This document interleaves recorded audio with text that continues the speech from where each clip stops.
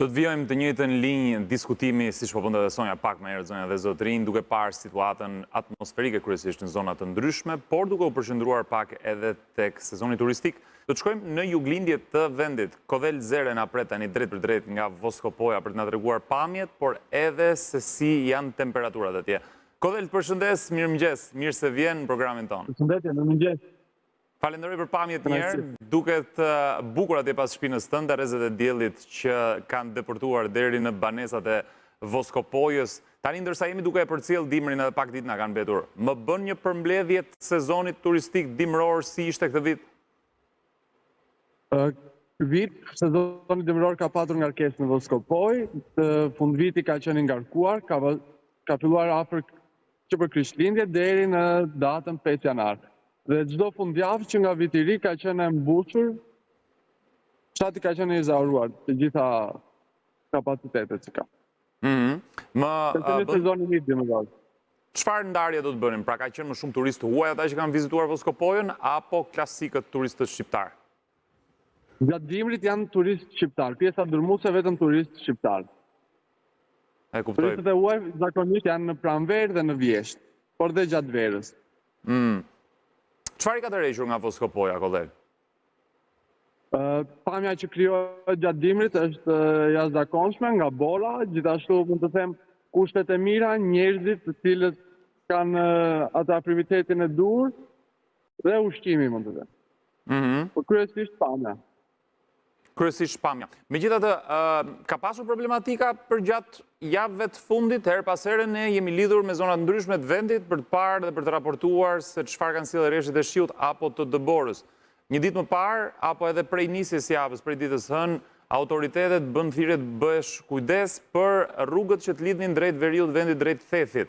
Për shkak të dëborës tepërt edhe bllokimit të rrugëve, mund të thuhet diçka e tillë apo e kësaj natyre për juglindjen? Prej vitesh Voskopoja nuk ka problem nga ana e rrugës. Tu menaxhohet shumë mirë pjesa nga Korça deri në Voskopoj, e vetmja pjesë që mund të shkaktojë probleme momentalisht është pjesa brenda fshatit, kur bie gjatë gjithë natës shumë borë dhe ne nuk mundemi ta pastrojmë për një herësh sepse ka kalldrama dhe glyen rrugët. Kështu që rruga nuk zihet kurrë. Voskopoj Korçë është gjithmonë e hapur. Rekomandohet mbajtja e zinxhirëve dhe pasja e gomave dimërore, kur ka rreshje. Probleme ndoshta me energjinë elektrike, mbase jo në Voskopoj specifikisht atje në qendër, po edhe në zonat përreth. Ka pasur? Ka patur me sekuenca shumë të shkurtra, por ka qenë mirë, këtë vit ka qenë mirë. Nuk kemi patur probleme të mëdha nga energjia. Ka nikur disa minuta thjesht kur ka qenë spojia, po është rregulluar shpejt. Flasim për një intensitet të lartë rreshjeve të dëborës që ka pasur për gjatë ditëve të fundit, si ka qenë? Se po më thoje është e vështirë për ta pastruar brenda natës. Këtë vit çuditërisht koha ka qenë më butë se vitet e tjera, por dije në mëngjes kur ne jemi zgjuar rreth orës 7 ka patur rreshje me intensitet shumë të lartë dhe ka një trashëgimi bore rreth 10-15 cm. Por temperaturat e larta nuk e favorizuan, ishin rreth 3-4 gradë dhe çkriu.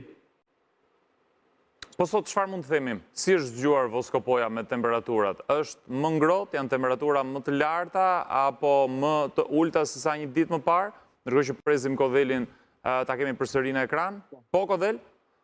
Sot aktualisht temperatura tani shënon -5, ne kemi borë, është gjithë vendi i zbardhur nga bora, por kemi diell, kështu që është krijuar një pamje e bukur, nuk besoj të ketë më borë, presim për të premte sipas parashikimit të modit. Dhe ndërkohë, kur temperaturat rriten, po më thoje që fillojnë edhe shfaqen turistët e huaj. Çfarë mund të parashikojmë në këtë periudhë afat shkurt, në fundjavën që kemi përpara dhe ndoshta fillimin e marsit? Besoj që bora do bëj punën e saj, kështu që do të zaurohen edhe këtë fundjavë. Kapacitetet hoteliere në Voskopoj. Kërkesa ka qenë e lartë. I vetmi problem që ne kemi është se duhet të zhvillohet gjatë 2-3 ditëve dhe kryesisht turizmi në Voskopoj aktualisht bëhet vetëm të shtunave. Të shtunave? Përse? Të shtunë dhe pak të diel. Më përpara ka qenë e premte shtunë e diel. Ndërsa tani është bërë vetëm të shtunave. E kuptoj. Mirë, unë falenderoj Kodel për raportimin që nga ke bërë drejt për drejt nga Voskopoja. Falenderoj dhe për pamjet që na përcolle. Nuk do të shkojmë shumë larg Juglindjes, në fakt do të shkojmë pak më në qendër të Korçës, atje ku na pret Mikel Qirjo, kolegu ynë i radio televizionit shqiptar. Të shojmë pak se si është situata në brendësitë qytetit Korçës, nëse ka pasur problematika përgjatë orëve të fundit, nëse situata është ndryshe atje, Mikeli do të tregoj pas pak, jo vetëm për Korçën, por edhe për zonat përreth, se çfarë ndodh. Ja tek e kam në komunikim të drejt për drejt, dua ta përshëndes pa humbur kohë, t'i uroj mirëseardhjen ditën e sotme. Mikel. Mirëmëngjesi, ju përshëndes nga Korça. Bukur duket Korça, njësoj si Voskopoja, nuk mungon kanë rrezet e diellit atje. Çfarë mund të thuash për mëngjesin e sotëm? Jemi me një më të mirë sot edhe pse ka një rënje temperaturës më të ulët të ndërndjeshme krahasuar me një ditë më parë. Dita e djeshme është shoqëruar e gjitha me rreshje shiu dhe rreshje bore në zonat malore mbi 1000 metër, por gjithçka që ka ndodhur nuk është se ka sjellë problematika. Pra nuk kemi patur problematika për sa i përket qarkullimit të mjeteve, nuk kemi patur problematika edhe për sa i përket furnizimit me energji elektrike. Pra përgjithsisht ka qenë një gjendje mirë, e administruar, gjitha grupet e punës kanë qenë në terren për të zgjidhur çdo lloj problematike të mundshme, ndërkohë që dita e sotme ka ardhur krejt të ndryshe.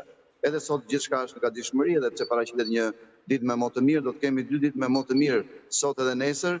Nga sot nesër presim lajme të mira për sa i përket temperaturave, duke qenë se temperatura më e ulët do të ketë një përmirësim shumë të ndjeshëm që në gjithë qarkun e Korçës varion nga 6 deri në 8 gradë Celsius. Dita e premte do të sjellë sërish rreshtet e shiullit të borës në zonat malore mbi 1000-1200 metër dhe do të kemi sërish një rënje temperaturës më të ulët që do të variojë nga 3 deri në 5 gradë dhe fundjava do të jetë disi më qëndrueshme, duke qenë se nuk do të kemi rreshje dhe mbi të gjitha do të kemi temperatura të qëndrueshme që nuk do të ketë luatje. Pra nga Juglindja kemi lajme të mira, nuk ka asnjë lloj problematike, pavarësisht të ditës së dieshme që u shoqërua me rreshje shiu, të cilat ishin me intese të shtuar në mëngjes, më pas u ralluan gjatë ditës, apo rreshjet e borës që shoqëruan në zonat malore, në veçanti për sa i përket zonës së Erstekës dhe asaj të Devollit.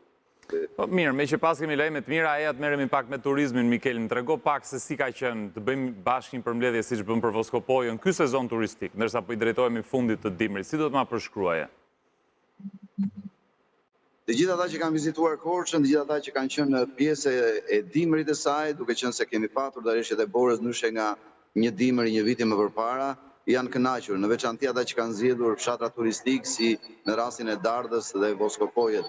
Ka patur një fluks të shtuar të këtyre vizitorëve, në veçanti në fundjavë, duke shijuar dimrin, duke shijuar rreshtet e borës, duke shijuar edhe gjithçka të mirë që ofron jo vetëm Korça, por edhe rrethinat e saj, dhe në veçanti ato që dalin gjithmonë në plan të parë, janë Dardha dhe Voskopoja.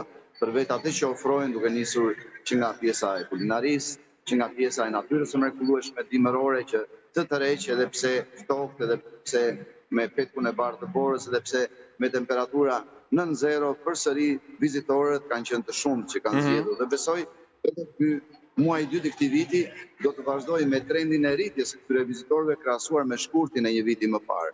Pra duke se turizmi po vazhdon në rrugën e suksesit për sa i përket qarkut të Korçës, kjo për vetë vëmendjen që do të marrë edhe në këtë vit, për vetë politikat që do të ndiqen, për vetë paketa rajonale e cila synon shtimin e ditëve të qëndrimit të gjithë vizitorëve. Pra Korça edhe gjithë Juglindja të mos jetë thjesht vetëm për pjesën e fundjavës, pra të mos kalojmë vetëm fundjavën, por gjithë ditën. Dhe vëmendja më e madhe do të përqendrohet në verë, por edhe dimri ka veçantinë e tij që bën Korçën edhe më të rrezikshme, edhe më të dashur për vizitorët, në veçanti ata vendas, por edhe ata të huaj, përsëri ata tregojnë interes.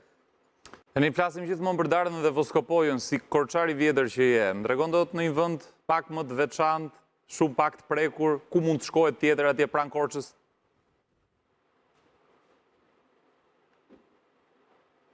Themi se do të kemi një vit të suksesshëm, një tjetër vit të suksesshëm 2026 për pjesën e turizmit, do të kemi risi që do të vinë në vazhdim, kanë ardhur në fillim viti, kemi mbyllur me sukses 2025-ën dhe duket se edhe 2026 për sa i përket turizmit do të sjellë lajme shumë të mira, duke treguar Korçën si një zonë që do të vazhdojë të jetë në vëmendjen e gjithë vizitorëve, të jetë në vëmendjen e gjithë atyre që duan të kalojnë ditë të bukura, të kalojnë në një atmosferë vërtet shumë turistike, Shojnë pak ushqim të mirë në base.